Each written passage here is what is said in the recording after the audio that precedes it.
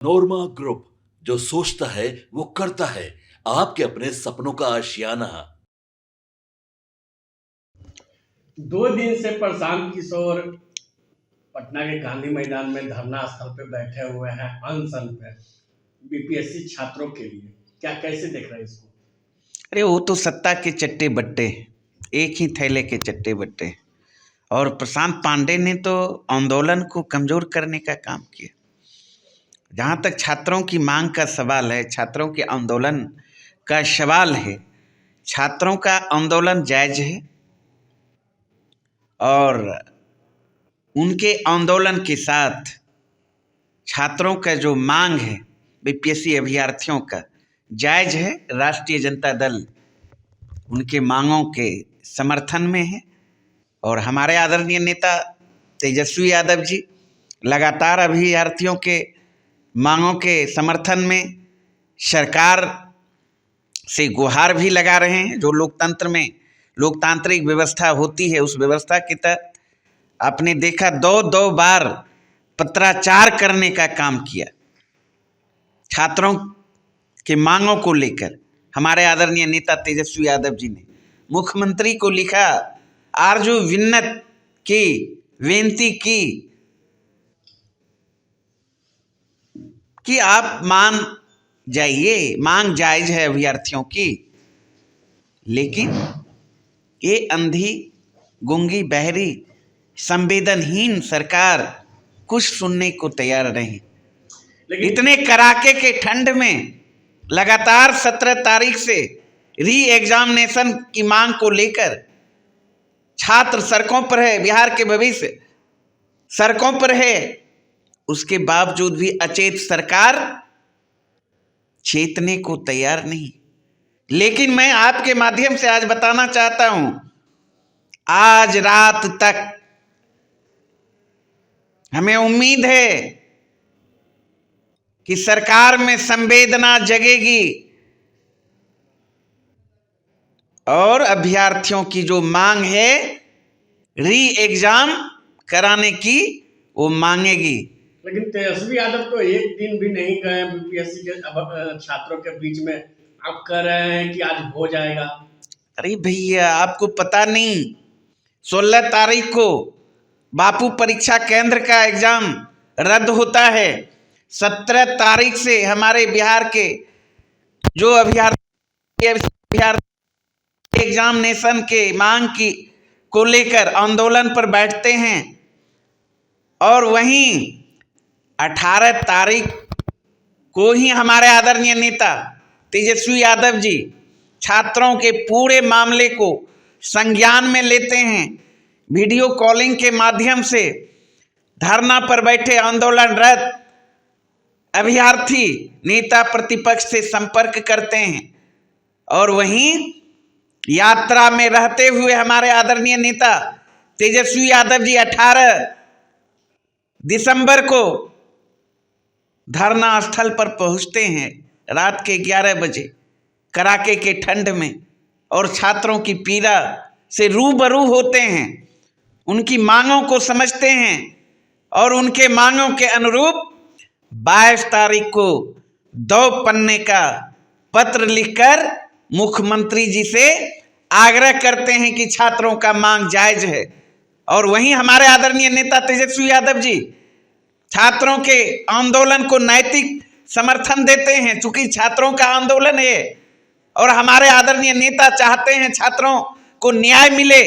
और जो लोग इस पर राजनीतिक रोटी सेक रहे हैं, बाजारू शिखंडी, वो लोग छात्रों का अहित सोचते हैं। वो लोग सत्ता के इशारे पर छात्रों के आंदोलन को कमजोर करना चाहते हैं। लेकिन यह आंदोलन कमजोर होने वाला नहीं है और यह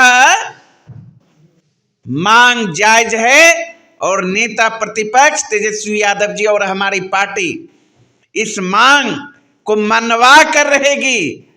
और अगर नहीं मानेगी सरकार, तो सरकार को इसकी कीमत सत्ता गमा कर चुकानी पड़ेगी। कल 4 तारीख है और कल भी बीपीएससी का एग्जाम है। क्या लग रहा है कल एग्जाम होगी?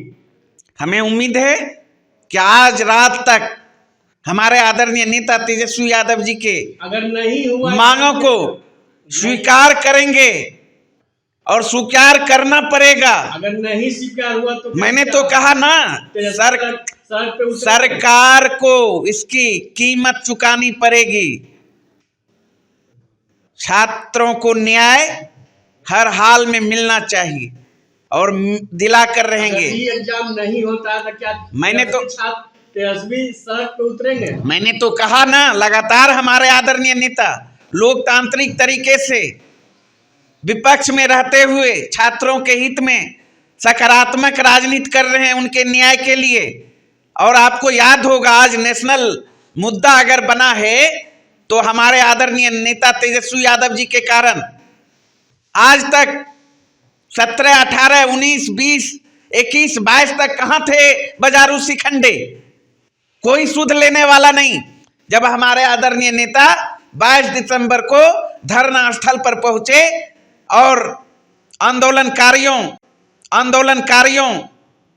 अभ्यर्थियों का सुध लेने का काम किए, तो उसके बाद पूरे देश से चारों तरफ से नैतिक समर्थन मिलना शुरू हुआ छात्रों को।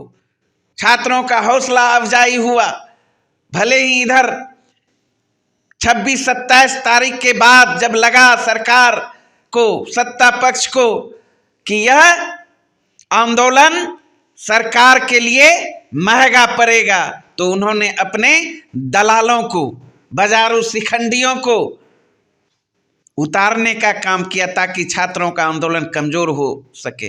लेकिन छात्रों का आंदोलन कमजोर नहीं होने वाला है। मुद्दा से भटक रहे हैं। हम सवाल कर रहे हैं कि अगर री एग्जाम नहीं होता है तो कल के एग्जाम में क्या होगा? तेजस्वी यादव सड़क पर उतरेंगे? हमें पूरा भरोसा है।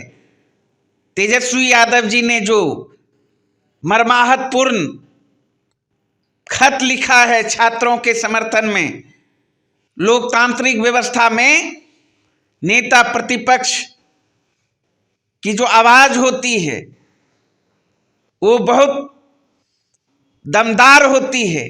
और उन्होंने कलमबद्ध तरीके से मुख्यमंत्री जी से आग्रह किया है।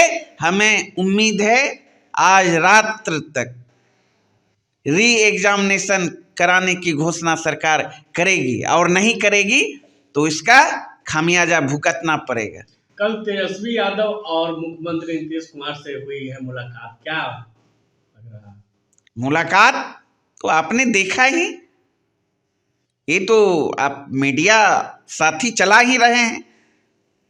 नीतीश कुमार जी और तेजस्वी यादव जी का जो व्यक्तिगत संबंध है, चाचे भतीजा का पारिवारिक संबंध है, राजनीति से ऊपर उठकर है, हटकर है, जो कि आपने देखा। ऐसा तो नहीं है कि फिर से नीतीश कुमार आ रहे हैं? ये तो आप ही लोग बता सकते हैं, या नीतीश जी को ही जाके पूछिए कहाँ जा रहे हैं, कहाँ आ रहे हैं। खुला हुआ कि बंद है? सवाल पैदा नहीं होता है। हमारे आदरणीय नेता तेजस्वी यादव जी ने तो पहले ही स्पष्ट कर दिया कि नीतीश कुमार जी अविश्वसनीय हो चुके हैं। बिहार की जनता का मोह भंग हो चुका है एनडीए सरकार से, इसलिए अब कुछ होने वाला नहीं। और हम लोग, बिहार की जनता तैयार बैठी है।